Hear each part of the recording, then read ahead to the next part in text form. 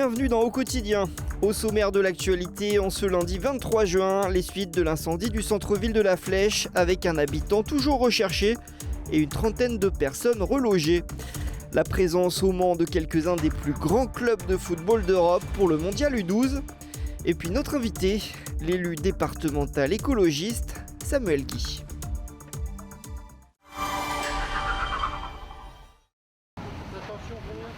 Et avant toute chose, un nouvel incendie sur la commune de La Flèche. Une résidence de Sarthe Habitat a pris feu ce lundi matin dans le quartier Henri Dunant. Aucun blessé n'a été recensé, mais l'incendie a totalement détruit 2 appartements de cet immeuble, allée du Renard. Plus d'une quarantaine de sapeurs-pompiers ont été déployés sur place. Le temps de leur intervention, tous les locataires de l'immeuble ont été évacués. Une personne a même dû être extraite de son logement à l'aide d'une nacelle. 2 personnes incommodées par les fumées ont été placées en observation.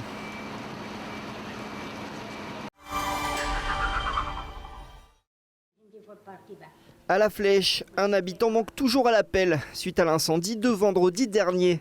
Et sa présence chez lui, lors du sinistre, n'est pas exclue. On n'a pas de nouvelles de la personne. On ne sait pas si elle est sur site, puisqu'on n'a pas pu aller fouiller plus du fait de la chaleur importante et des fumées. Vu l'état des bâtiments, même les chiens ne pouvaient intervenir pour aller fouiller plus loin, compte tenu des fumées, des fumerolles, des odeurs, etc. Donc voilà, l'idée c'était d'attendre un petit peu et maintenant de garantir la sécurité des pompiers qui vont devoir, des gendarmes aussi, enfin, maintenant c'est un peu une partie gendarmerie, qui vont devoir intervenir maintenant. Depuis vendredi, la rue du Collège dans le centre-ville est fermée à la circulation. Près d'une trentaine d'habitants ont été relogés, certains chez des proches, d'autres sur des sites municipaux, d'autres encore en location courte durée. Mathilde fait partie de ceux-là. J'ai eu 10 minutes ce jour-là, donc le vendredi, pour récupérer les affaires de survie un peu, voilà, pour la première nuit. Et puis on pouvait y retourner le samedi. Entre midi et 13h, je crois, et pareil, encore quelques minutes pour récupérer encore des affaires si jamais on avait oublié certaines choses, des papiers, voilà. Donc pour le moment, on est en attente des informations. Ils avaient dit qu'on était obligé d'être logé jusqu'à aujourd'hui, le lundi. Et puis à voir ce qu'ils vont nous dire aujourd'hui. Bon, je pense que route barrée, donc on va devoir attendre encore. Bon, on va voir. Car avant de rouvrir la rue et l'accès aux habitants, la mairie est en attente du passage d'un expert en bâtiment. Sa tâche, se prononcer sur la fragilité de la structure et sur les éventuels travaux à mener pour sécuriser les lieux. Un projet d'attentat déjoué en Sarthe, annonce le Premier ministre Bruno Retailleau sur le plateau de la chaîne LCI. Le suspect, un Sartois de 17 ans, préparait des attentats contre des lieux de culte, notamment des synagogues, mais aussi des sex shops et des événements festifs. Arrêté vendredi dernier par les services de la DGSI, le jeune homme a invoqué une affiliation au groupe État islamique.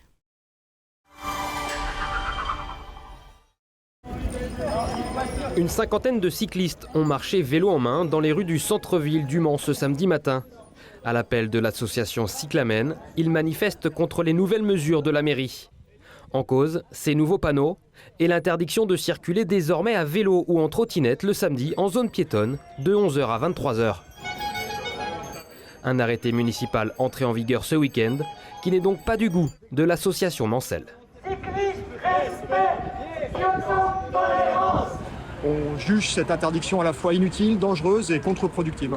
Les études montrent et l'accidentologie montre que la zone piétonne, c'est en fait la zone la plus sûre pour les piétons depuis son existence. Il n'y a eu aucun accident grave impliquant des piétons en zone piétonne. Et par conséquent, les vélos en zone piétonne ne posent pas de problème de sécurité majeur. Je ne dis pas qu'il n'y a pas de comportements qui peuvent générer des craintes ou qui peuvent être irresponsables. Évidemment, ça existe. Et ces comportements-là, il faut les verbaliser, les sanctionner. C'est le devoir de la police municipale et il est absolument inutile et vexatoire et stigmatisant que de pénaliser l'ensemble des usagers de l'aire piétonne, y compris les usagers les plus responsables. Les actions récentes semblent montrer quand même que Stéphane Le Foll a une conduite des choses de plus en plus personnelle et disons-le même parfois un peu autoritariste sur le vivre ensemble dans la ville. Donc on a peu d'espoir sur le fait qu'il accède à nos revendications. On espère en revanche qu'ils ne prennent pas cette expérimentation comme une base pour élargir encore plus le champ de cette interdiction.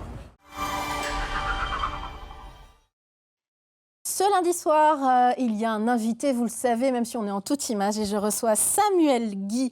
Vous êtes conseiller départemental, on le sait, canton 1. D'ailleurs, commission infrastructure routière, mobilité et réseau. C'est intéressant à savoir. Bonjour Samuel Guy. Vous êtes également l'un des porte-parole des écologistes et chef de file pour les municipales 2026. Ceci étant dit, on a vu dans notre journal une manifestation cyclamène. Les usagers de la bicyclette ne sont pas forcément ravis de l'arrêté qui a été pris par Stéphane Le Foll. Peut-être un mot quand même pour commencer cette interview. Et pour cause, je comprends qu'ils ne soient pas ravis, voire très remontés.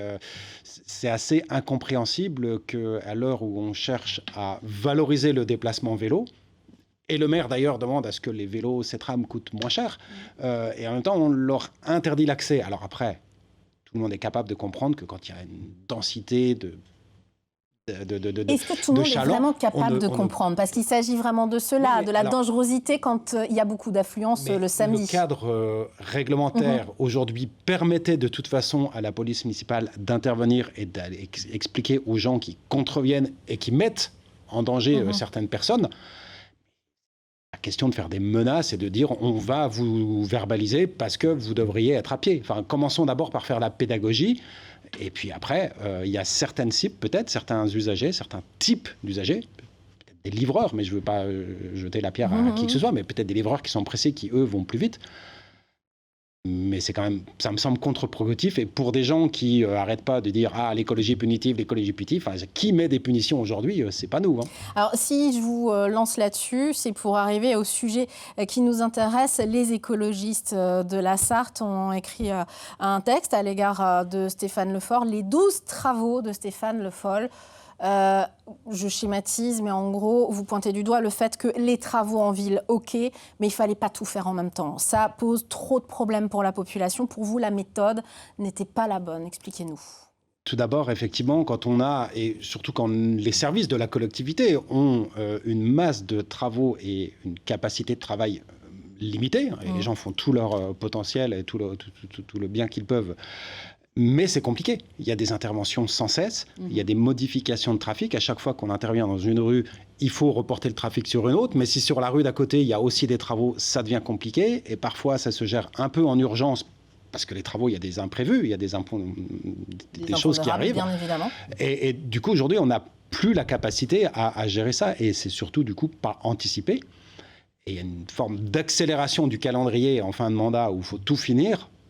Pas sûr que tout sera fini. Vous parlez d'un calendrier finalement qui est plus un calendrier électoral dans ce courrier. Évidemment, c'est bien connu. Je pense qu'en fin de mandat, il faut pouvoir avoir un bilan et pouvoir dire j'avais prévu de faire ça, j'avais promis et je l'ai fait. On peut aussi se dire que les travaux sont faits pendant l'été, une partie de l'été, notamment les travaux d'agrandissement des voies de tram et que ça impacte un petit peu moins les travailleurs l'été. Certes, mais est-ce qu'il fallait les faire cet été-là où il y avait déjà d'autres travaux prévus ou est-ce que d'avoir autant de travaux sur les crawling permettait de faire de manière sereine si l'agrandissement des quais était prioritaire?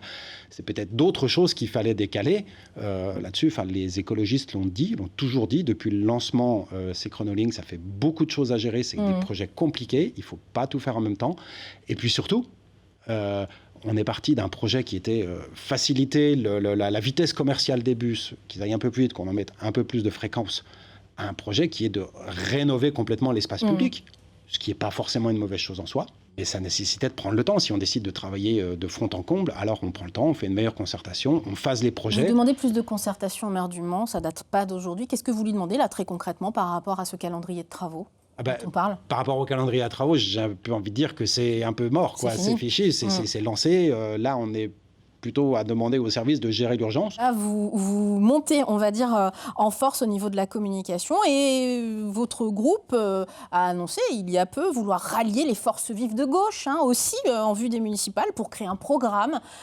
Vous appelez à vos petits camarades de gauche à créer quelque chose de construit et de solide pour 2026 ? Alors d'abord, on revient aux affaires où on communique quand ça vaut le coup de communiquer, parce que communiquer pour communiquer, on perd le message. Donc il y a des sujets importants et là, il y a un vrai ras-le-bol des habitants, des choses qu'on pouvait deviner et qui qui exacerbe toutes les difficultés. On en parlait en aparté, les personnes en situation de handicap, les personnes vieillissantes qui ont du mal à se déplacer, les mamans avec des poussettes, etc. Les difficultés sont ça devient réelles. vraiment compliqué.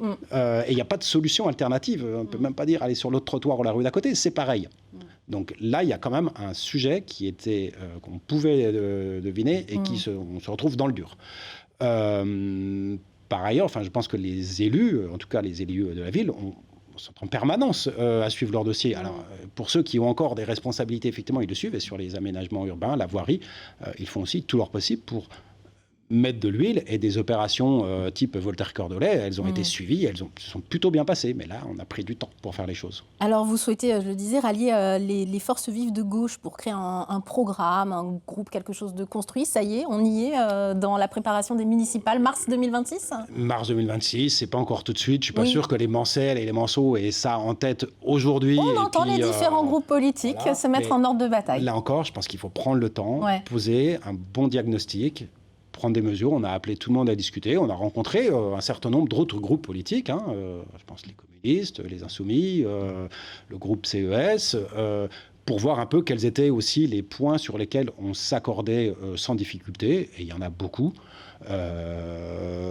Pour définir, après, l'idée est d'avoir une seule liste de gauche. Je pense que là encore, les habitants ne comprendraient pas qu'on continue à s'éparpiller, à s'émietter quand il y a des vrais enjeux sur la vie quotidienne, sur la radicalisation, l'extrême droite. Il y a des vrais sujets, on a besoin de travailler tous ensemble. Je rappelle que vous êtes plusieurs, alors vous n'êtes pas encore tête de liste évidemment, mais plusieurs chefs de file pour les municipales. Et on reparlera évidemment de ces sujets municipaux dans nos futures éditions.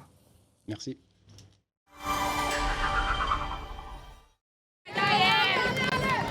Juventus Turin FC Nantes.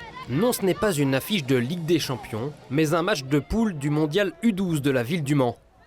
L'un des plus grands tournois de foot en Europe a réuni ce week-end au stade de la Californie plus de 700 joueurs de moins de 12 ans.